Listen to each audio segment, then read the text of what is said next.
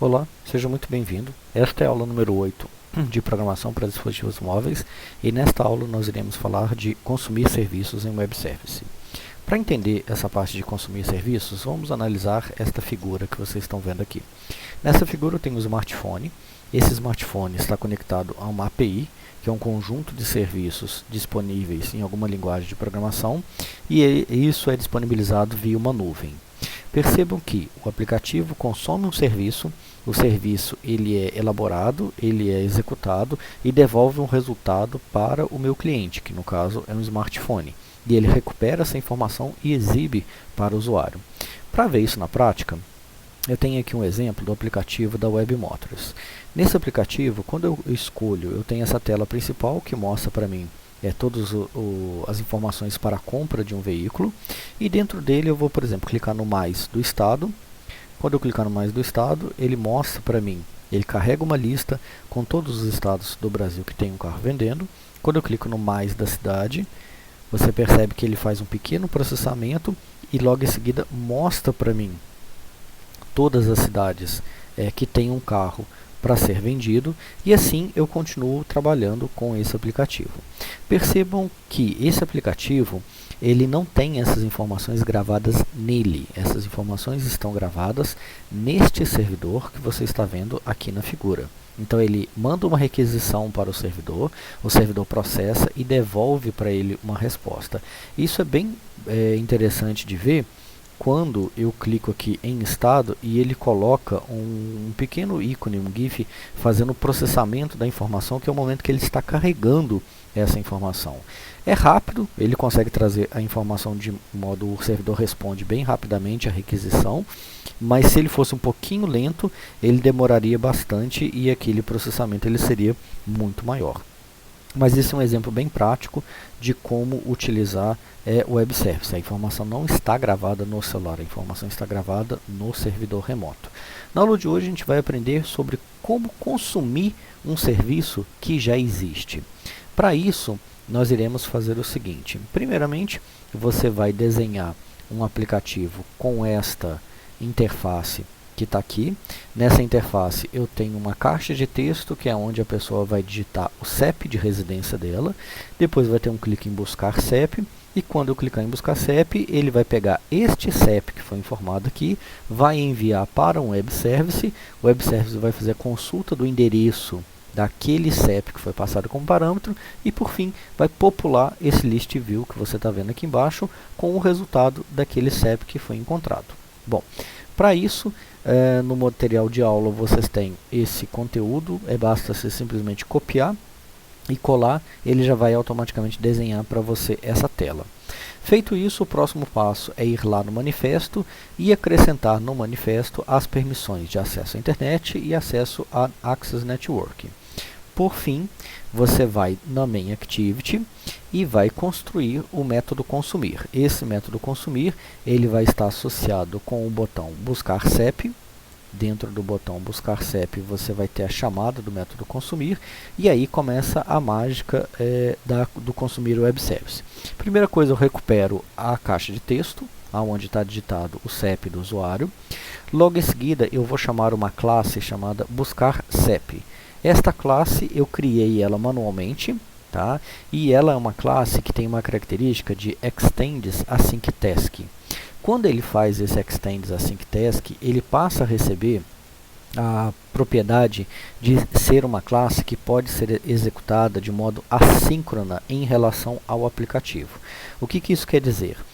Raciocina comigo. Quando você pede uma solicitação a um servidor, que é um agente terceiro na sua aplicação, você não tem muita noção de quando ele vai te responder, se a informação que ele vai trazer vai vir trucada, e até mesmo se ele vai te responder. Como nós não sabemos quando, nem quanto, nem se vai realmente responder aquela requisição, eu torno essa classe assíncrona. Uma vez que ela se torna assíncrona, ela passa a ter a capacidade de trabalhar independente do meu aplicativo, e quando ela trouxer resposta, o meu aplicativo dá continuidade. Bom, tornei essa classe assíncrona e eu sou obrigado a implementar um método chamado doInBackground. Eu vou falar um pouquinho mais para frente sobre esse método. Antes disso, eu preciso de 3 variáveis nesta minha classe. A primeira é a CEP, o CEP que o usuário digitou. O segundo é o endereço do CEP, que vai ser o resultado que o meu web service vai trazer como resultado. E por último é a caixa de texto, que é onde eu vou mostrar o CEP que foi, o endereço do CEP que foi passado como parâmetro. Eu vou popular isso dentro do método construtor desta classe, para que toda vez que for criado esta classe, automaticamente a pessoa vai ser obrigada a digitar o endereço de CEP e logo em seguida ele vai popular o CEP já automaticamente naquela caixa de texto. Bom, feito isso, eu tenho alguns métodos a mais nessa classe, que é o método pré-execute, depois eu tenho um post-execute, um progress-update, que servem para, você viu por exemplo na hora daquele aplicativo do WebMotors que ele fazia um GIF enquanto estava carregando, isso pode ser utilizado aqui no onProgressUpdate. Eu mando colocar a exibição de um CEP, de um GIF enquanto está sendo carregado, caso a informação demore para ser respondida. Eu tenho o método pré-execute, caso você tenha que fazer alguma informação antes de acionar o servidor, e o pós-execute, que é a informação que vai ser preenchida depois que o servidor já trouxe a resposta, que no nosso caso é popular o endereço de CEP. Mas aonde que ele faz a requisição propriamente dita? É dentro do método inBackground. Dentro desse método inBackground, a primeira coisa que a gente vai fazer vai ser criar um objeto do tipo URL. Vamos observar esse objeto. Esse objeto ele está recebendo como parâmetro uma URL, e dentro dessa URL, perceba que ele tem viacep.com.br barra webservice, que é esse WS, barra o valor do CEP, barra o tipo de retorno que você quer. Isso quer dizer o seguinte, que se eu pegar essa URL e jogá-la, vamos pegar aqui, em um site e trocar este valor aqui para um valor de um CEP que eu conheça, por exemplo, eu vou vir aqui, vou pegar o CEP do Instituto Federal de São Paulo e jogar sem o traço, ele vai trazer para mim aquele resultado daquele CEP, o endereço correspondente àquele CEP. Esse JSON na frente é o tipo de resultado. Tá? Eu posso ver esse resultado em JSON, como esse modelo que vocês estão vendo, ou eu posso vê-lo também em XML, que ele traz a informação estruturada em um arquivo de XML. Eu gosto de trabalhar muito com JSON, porque já existem várias bibliotecas simples e fáceis de trabalhar com esse tipo de retorno de resposta. Observa que um JSON ele é um mapa, ele está dividido em chave e valor. Antes dos dois pontos você tem a chave, depois dos dois pontos você tem o valor. Então eu tenho uma chave chamada CEP e o valor dela é esse valor que você está vendo. Eu tenho uma outra chave chamada logradouro e do lado direito eu tenho o valor, Rua Heitor Lacerda Gomes, que é o CEP que é o endereço desse logradouro. E assim por diante para todas as informações. Daí é simplesmente uma questão que eu saiba quais são as chaves e logo em seguida quais são os valores que estão, e aí eu populo o meu aplicativo, que é o que a gente vai fazer agora. Mas nesse momento, quem vai colocar o CEP vai ser o usuário. O usuário vai digitar o CEP lá na caixa de texto, ele vai receber esse CEP como parâmetro e vai automaticamente popular este meu URL que está aqui. Feito isso, eu abro uma conexão com aquele endereço, ele vai trazer o resultado para mim, eu guardo esse resultado em um string buffer e logo em seguida eu passo o resultado desse string buffer para o endereço de CEP. Quando o método do inBackground terminar a sua execução, ele vai chamar o método do post-execute. Dentro desse do post-execute, ele vai colocar o CEP que foi recuperado dentro desta caixa de texto que vocês estão vendo aqui. Vamos ver isso na prática. Eu vou executar o meu aplicativo.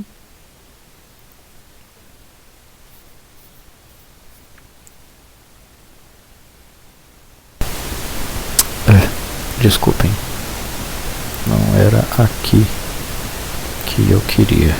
Deixa eu tirar o celular, colocar ele novamente.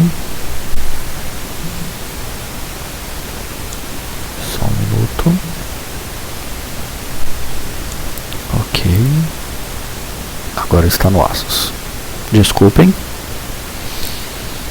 E agora a gente vai poder ver ele sendo executado aqui no celular. aparecer no aplicativo, o CEP do Instituto Federal, ele é 13